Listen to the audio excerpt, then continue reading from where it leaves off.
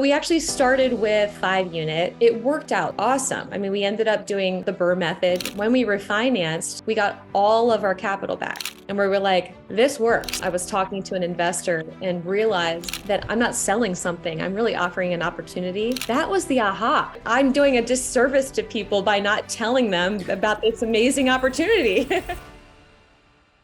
I looked at a deal in my local market. It was like a 32 unit where 3 of the units were travel nurse housing or corporate housing. It was like getting almost triple what the other units were getting. I'm like, okay, I am totally doing that. You never know who will be interested until you just put it out there, right? And it'll surprise you who has money and who doesn't. Welcome back to Multifamily Rockstar. So as you guys know, this is where we interview people that are just flat out crushing it in this business. And we show you the inside scoop as to how multifamily investors are creating massive success in their businesses and, of course, in their lives. And as always, I've got my co-host, who's director of our massive action team for the Warrior Group, Mark Nagy. Hey, Rod. Always good to hang out with you, you know. Yes. Thank you. I appreciate that. Stop it.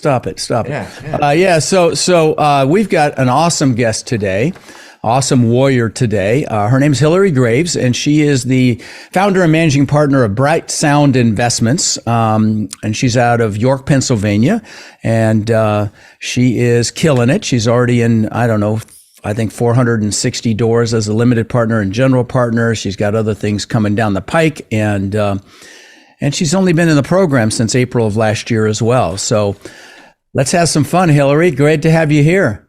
Let's do it. All right. So glad to be here. It's an honor because I know everyone says this to you. I know they do, but I listened to your podcast like during my formative real estate years. And it really was instrumental, to use a music pun, because it was at a time where I was like, I don't think I can do something like that. And then there I see somebody who's just like me, just a regular Joe crushing it. And I thought, okay, that's all I need. I can do it. So good for you. Oh, well, thank you. It's kind of a full circle thing, isn't it? Kind of to have you on. Yeah, I do hear that a lot, which is cool, and it's rewarding for me. I don't know if you knew this. If our students now, we're trying to do a count. It just takes forever to get a hold of people, but we're somewhere between 170 and 180,000 units, which over 5 years that I've been teaching, I'm super freaking proud of. So, but anyway, enough about me. Let's talk about you. Why don't you give us your background and, why real estate, why you got going in real estate, and just, kind of bring us to the current, to what did you do before, or what are you doing now in addition, so on and so forth. Sure. So as you said, I'm from York, Pennsylvania, South Central PA. And I guess I took the traditional path into real estate by getting my music education degree and teaching for 20 years in the public schools before buying our first property. Wow. But actually, my husband and I are both teachers, and we had this idea planted from a neighbor of ours who is an investor.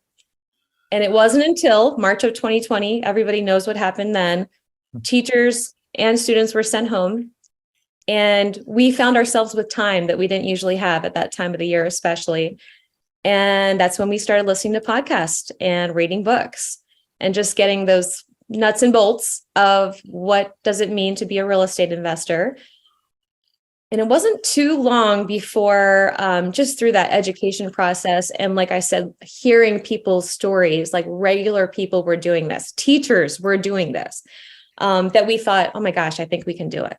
So we actually started with a 5 unit. We were looking for a duplex, but we found a 5 unit, and Right.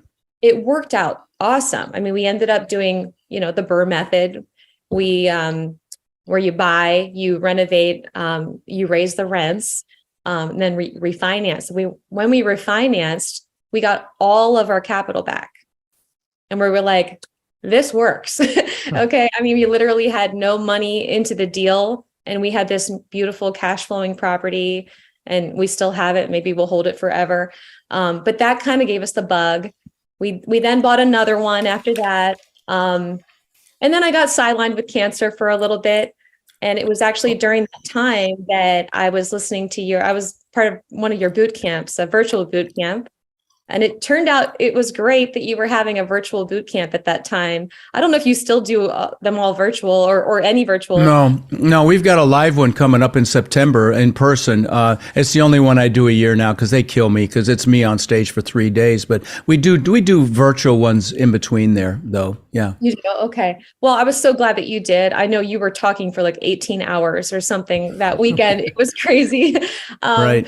I don't know how you do that, but it was perfect for me because here I was at home, recuperating and in the middle of treatment and everything, and wouldn't have been able to go anywhere, but was certainly able to sit in my bedroom and watch the computer. And after the boot camp was when I kind of had to talk my husband into it a little bit, but I said, we're going bigger. Let's do it. So I have some questions. If you're finished, keep going. If you're not, please continue. If I jump in too soon here. Oh no, you're good. You're good. Go ahead. All right. Well, are you in remission now? I am. Oh, thank God. Good. You know, I just went through that with my daughter. Okay. And she spent 8 months in Moffitt Cancer Center, inpatient. She had 6 surgeries.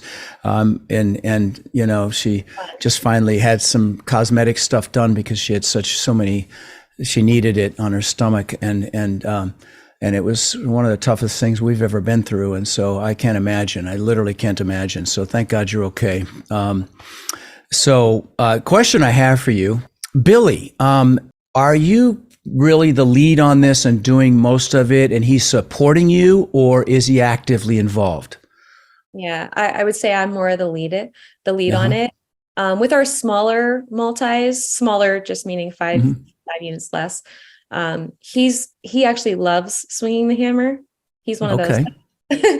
Me too. So I respect that. Okay. Yeah, you get that. So he gets excited about if we were to find a property in York and he could actually work on it with his hands. That's what he really loves to do. And he's a phys ed teacher and a health teacher. So he's very physical and, he was not interested at all at looking at a spreadsheet. And he doesn't love, he's not the most outgoing, like talk to people and raise capital either. So he said, you know what, you do your thing. And he certainly supports me. I know that I have his support. That was my next question. How important is that support? It's huge. Yeah, right. I wouldn't be able to do it. And we're, we are a unit. We talk things over before we do anything, make any big decisions. Right. And if he's not on board, I'm not going to do it. It right. needs to be a team effort, and the team doesn't have to both be doing the same thing, but they have to be on board with what. And they have to support it. And this comes up a lot, and we actually discuss it in my boot camps because, if you don't have that support at home yet, you got to work on building it. And we talk about strategies around that. And I pull the audience in. I do that almost every event because that's just such an important component of that. Yeah. Oh yeah, absolutely. I like to tell people when you had your Denver, I think it was a boot camp. Denver, live boot camp. So I was there.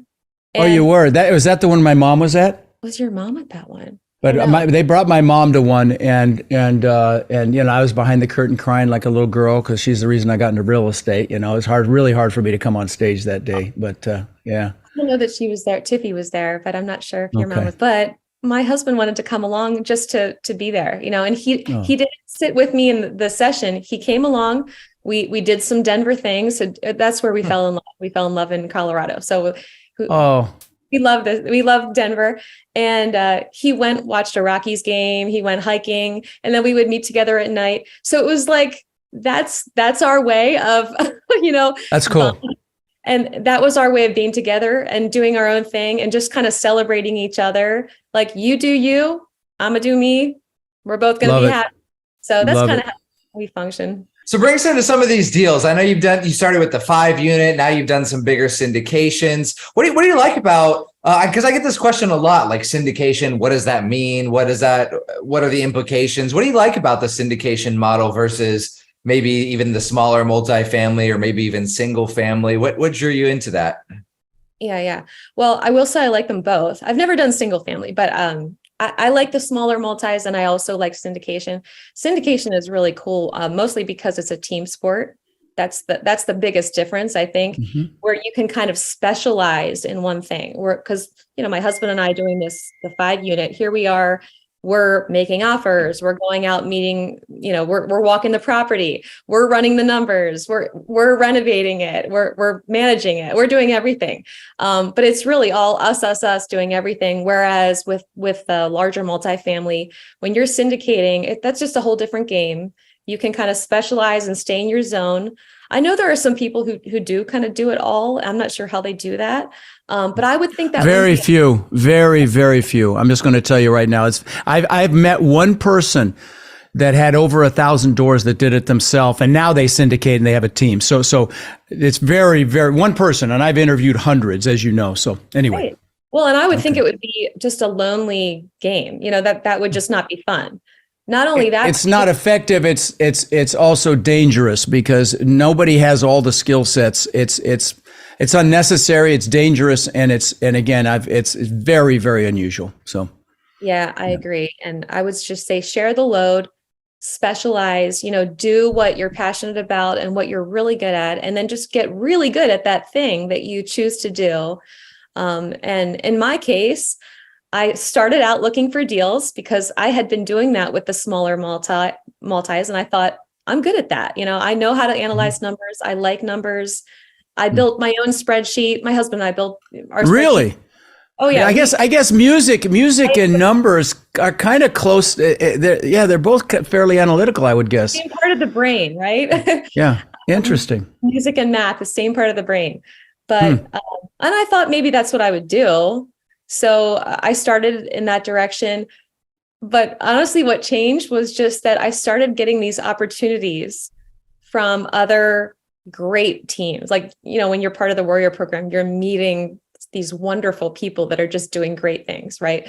Right. And sometimes they're just adding value by helping you or having a call with you or answering your questions or whatever. But other times they'll say, would you like to be on our team? And you actually can partner up with them. So I was asked to be part of a team or two that were just like, I would have loved to be part of the team. But the way that I would have added value was to raise capital and bring capital to the deal. And at that time, I couldn't. I didn't have. Why?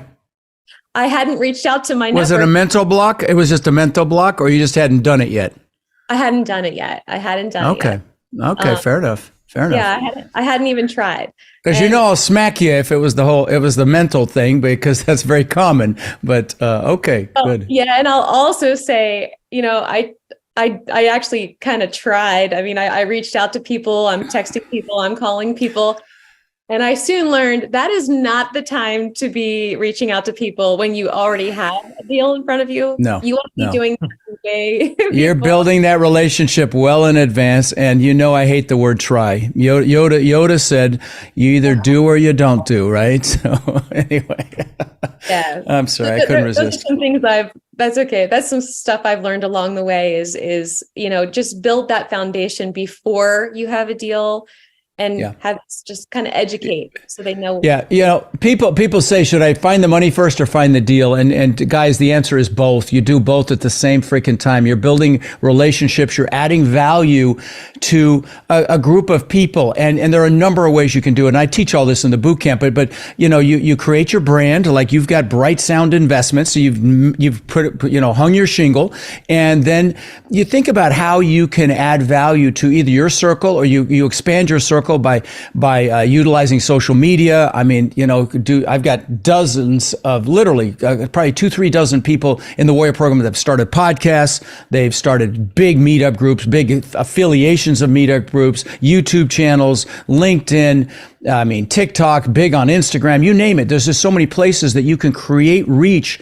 And here's the thing. You focus on two things. You focus on adding value and you focus on being consistent. And you don't need 17 million downloads like we've got here, but you just need to, you get 100 people and you'll be able to raise the money you need, honestly, because they'll know people. And, I will tell you, before social media, I've interviewed people with 5, 6, 7,000 doors that started before social media, and they do their own meetup group. They might have 50, 60 people show up and they raise tens of millions of dollars. So again, but it's adding value and it's, and being consistent. How did you go about starting those conversations, Hillary, with when you did go out and do that? What does that conversation look like? So the very first thing I did actually was, I think I called up a couple of people. So that was the first thing. I called a couple of people that I thought would be interested. But the funny thing is, you never know who will be interested until you put it out there, right? So. And it'll surprise you who has money and who doesn't. Don't ever make any assumptions. A woman that loaned me millions used to drive this crappy Subaru around and lived in a house that was so below her means it was ridiculous. So don't ever assume.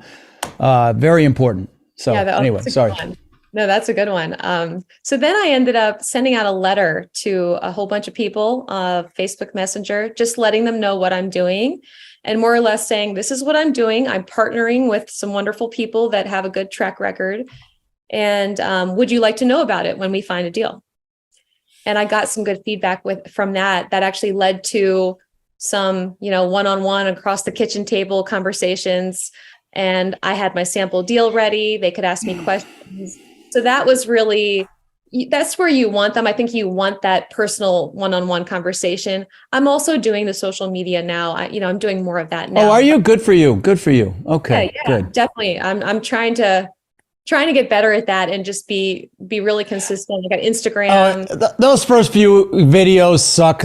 Oh my God, if you see some of the stuff I used to do, I found this whole library of videos I did and I'm like, throw them away. There's no freaking way, because you want to reuse stuff. Oh my God, they were so bad. But so listen, let me say this to you guys. If you're considering possibly getting some guidance so, that you can experience the life you're wanting this year rather than later, or maybe you've thought you could be more effective with learning how to raise capital, for example, or, the things we're talking about here. Text CRUSH to 72345, okay, to see if the Warrior Program might be able to help you overcome any challenges or perceived challenges so that, that you can accomplish what you want and create that lifetime cash flow like Hillary's doing here. Anyway, so again, text CRUSH to 72345. That's how you apply. And you look us over, we look you over. And if it makes sense, then we're off to the races. So I've got a question.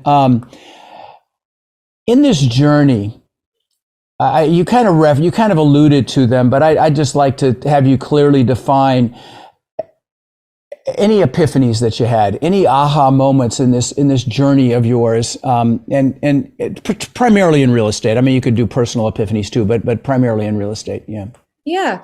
So I'll speak to like the raising capital path that I've been on, and this was a huge aha moment for me.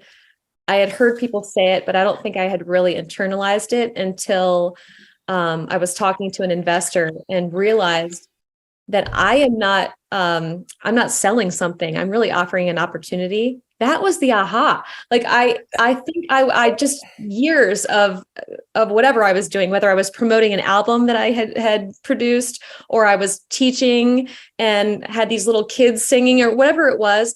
I think I always have this thing where I'm afraid to sell it. I feel like I'm showing off or sure.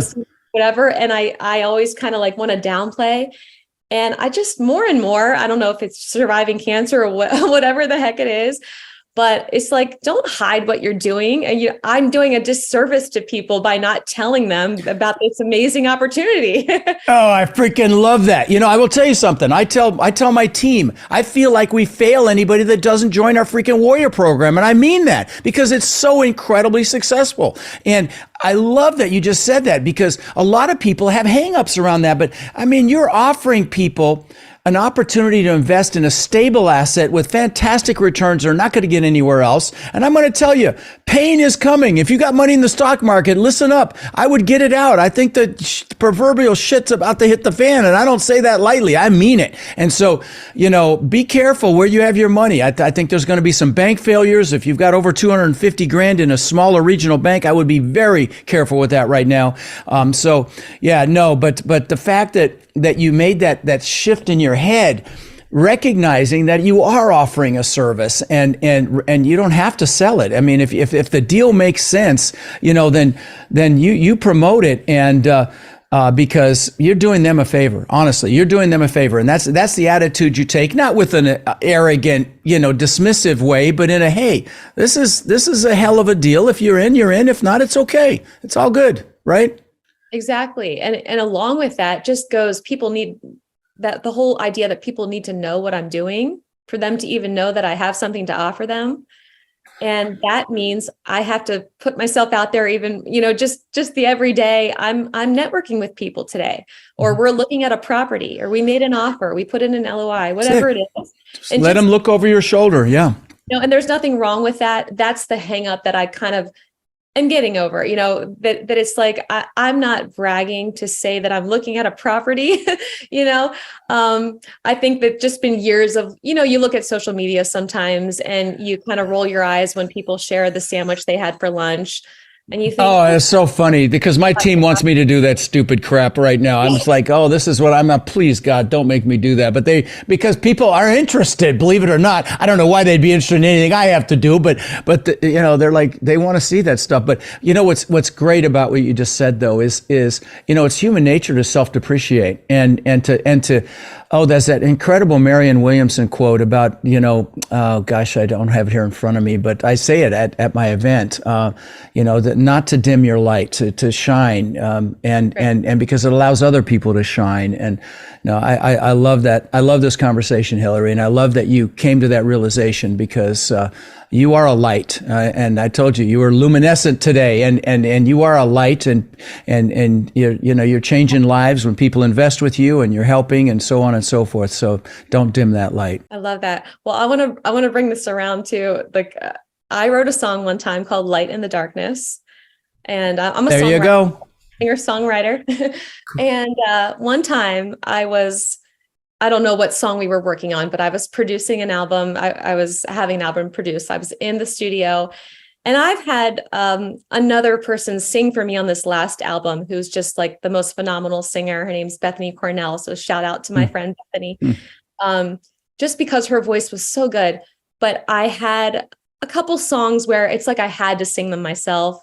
They were just personal, and it was like I needed to have my voice on it. And I just get it's like you listening to your old videos.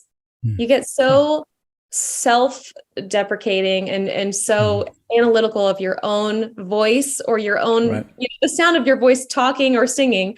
I mean, try listening to yourself sing, like record yourself and listen to it and just try to get over it. So here we are in the studio and we're listening to my voice play back again and again and again. And we're tweaking little parts of the background. And I kept complaining about my voice. And I was saying, oh gosh, that part, I messed that up, or I meant to do that stronger, or I meant to do whatever. And my producer, his name's Matt Goss, so shout out to him too. He said the greatest thing. He said, Hillary, I want to tell you some of the best advice I ever got. Get over yourself. Wow. Okay. All right. Really, like, you care about it. To everyone else, it sounds good. So why are you caring that to you it doesn't sound good? Everyone else loves it. Let them love it. Let them enjoy it. And you're just going to have to live with it, get over it. So I fall victim to that as well all the time. And I'm going through some relationship change right now. I'm single again. Tiffany and I are best friends, but it's some pain there. But, you look in the mirror, you're so damn old and, this stuff. And I self-depreciate. And Mark sent me the coolest text. He's like, don't forget your Rod fucking Cleef is what he said. Because I was feeling down. I'm like, thanks, brother. I needed to hear that. I really did. But anyway. I sent you that because I had somebody tell me that one time. And I just thought, wow, that's such like the smallest thing to say to somebody, but it just really changed my day. Yeah. No, it's a tough ride when you have something like this happen. And so, that was the perfect thing at the perfect time. So I appreciate you, brother. Of course. Anyway. Yeah. So what's next for you, Hillary? What do you think is going to be, you've done the small multifamily, now you've done bigger multifamily, you got some things rolling forward. What is going to be your biggest challenge moving forward to that next deal, do you think? Well, the biggest thing is always time, because the school year is coming and I am a teacher. So that really is the biggest thing. But interestingly enough, I'm still doing both. I'm still doing the smaller and the larger. Okay. So we looked at a deal recently. Some Warriors and I looked at a deal in my local market that had, it was like a 32 unit where 3 of the units were what do you call it? Travel nurse housing or corporate housing. And it was Oh, so midterm rentals. Mm-hmm. yeah, midterm. And it was like getting almost triple what the other units were getting. Mhm. So I'm like, okay, I am totally doing that. I want to. So's Tiffy, by the way. Tiffy is all over this. She's going to be doing midterm rentals. I should connect you two. She's been my God. she's been learning and everything else. Her and her sister. I'm like, babe, because she's in on all these apartments with me as well. And so I'm like, is she sure you want to, do that? And so I'll connect you two for that for sure. Oh my gosh, too fun. And like the idea, and I feel like Tiffy would be like this too, but the idea of furnishing a place, like, Oh yeah. Oh geez. you'd love The creative juices just exploded, right? Oh good God. Yeah. Oh no, I got it. Yeah. Oh, that's funny. No, I actually, I will tell you that is a very viable business model because the short-term rental market's been dinged. At least right now, it's starting to get dinged. But midterm rentals, traveling nurses, and things like that, where you're renting for a few months, will always be there. And so, yeah, you should definitely ping Tiffy. She'd love to. She's in Europe for the next 12 days, but after that, she'd love to hear from you. oh my gosh, definitely. Yeah, we'll have to set up a call. So that's on the home front. But the other thing is I'm definitely expanding my investor base, which is very exciting. I have a couple things going as far as just kind of educating my people, and I mentioned. Okay, so you're putting some stuff together to educate. Yeah. So Awesome. I have two things going. One is in the Warrior program where I Mm-hmm. started kind of a capital raise series where we interview along with Wakefield Lee, Allie Yeah. Fritz, Ian Schmidt. Awesome. These are other warriors. Yeah. Cool. Wonderful people, and we Mhm. interview a rock star every month, and we interview talk about their investor relations experience. They give tips and stuff Is like this that. is this a YouTube thing or a podcast or what is this?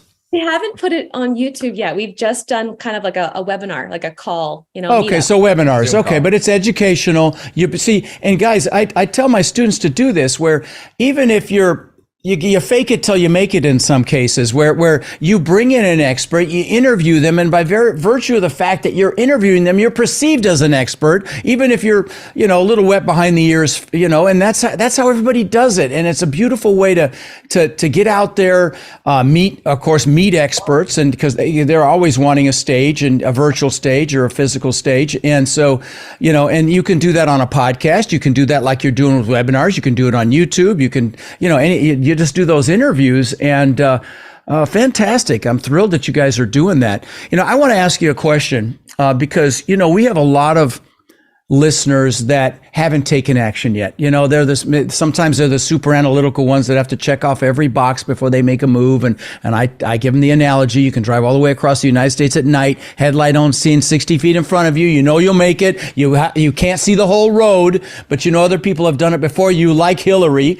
But you got to make a move. But beyond that, what would you say, what words of wisdom would you share with the aspiring real estate investors that are listening that know, and guys, opportunity is freaking upon us, I'm telling you, but know they need to make a move, but haven't yet? Yeah, I feel like it's getting even more imminent every Mhm. moment, getting Mhm. closer and closer because the deals are already coming. It's happening. But certainly, if you're thinking about it, first I would get a little educated. You have to know- Get your butt to my boot camp. Hello, right? listen to the podcast. Go to Rod's boot camp. Read Rod's book. Oh, thank you for that shout out. Yeah, it's free. Go to rodslinks.com. It's my #1 bestseller in multiple categories. I've never heard even a critical word about it ever. And hundreds and probably actually thousands of reviews, but you just pay the shipping. It's like $6 or something. You get the book. So yeah, but thank you for that shout out. Please continue. Sorry. Yeah, get the fundamentals of what is involved in this whole process of buying large multifamily, and then get a mentor. So I'll promote your show, of course. Like this is the best place to do it, where you can not only have this amazing community, but you can also have a coach in the program. So that to me was invaluable. I was working with Jennifer Barner, and now she and I are going to be, we're also putting on a webinar. We're interviewing someone from Advanta. Fantastic.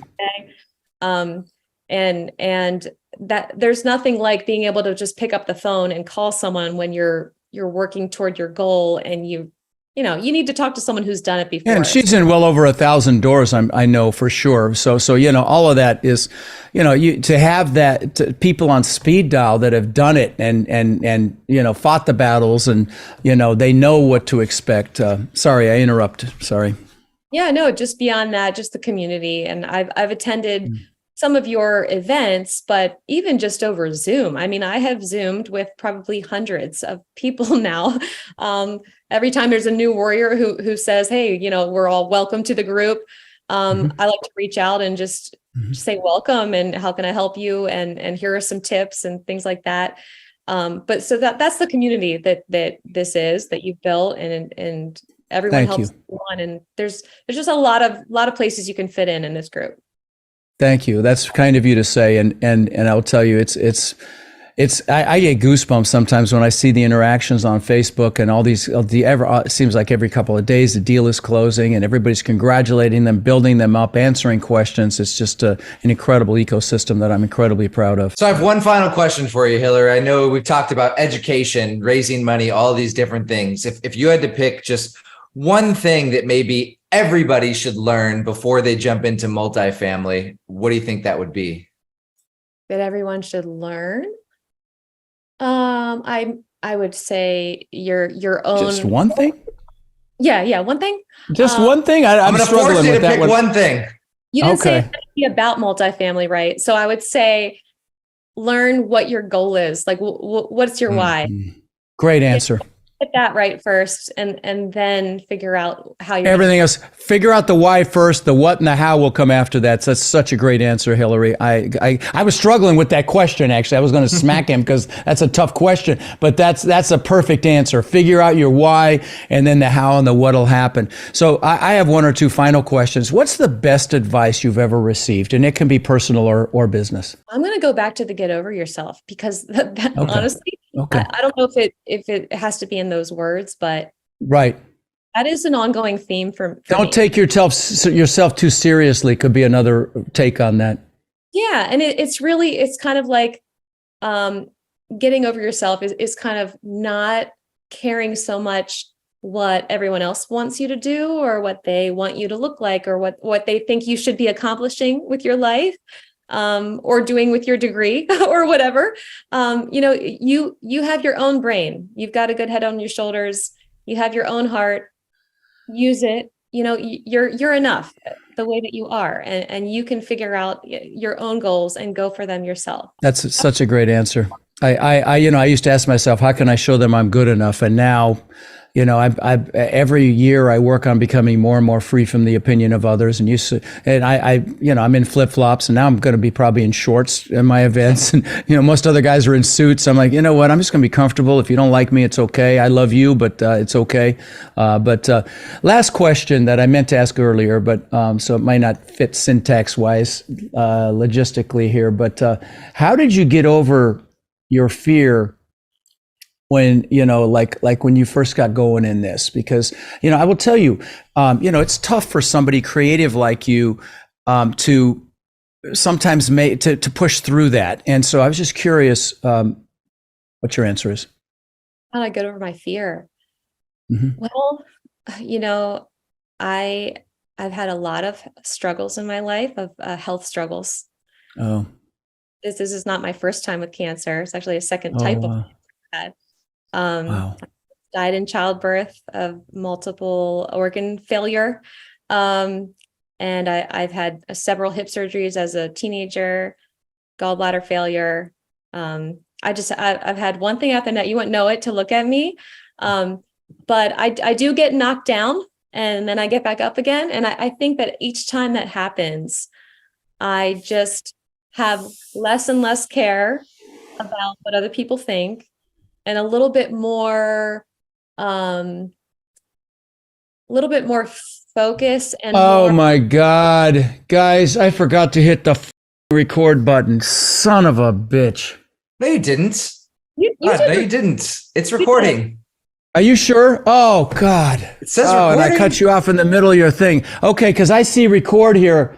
Don't worry, Okay. I would not let you forget that. I Oh promise. God, I was like mortified when I thought that. I'm so sorry, and I cut off your beautiful last tape.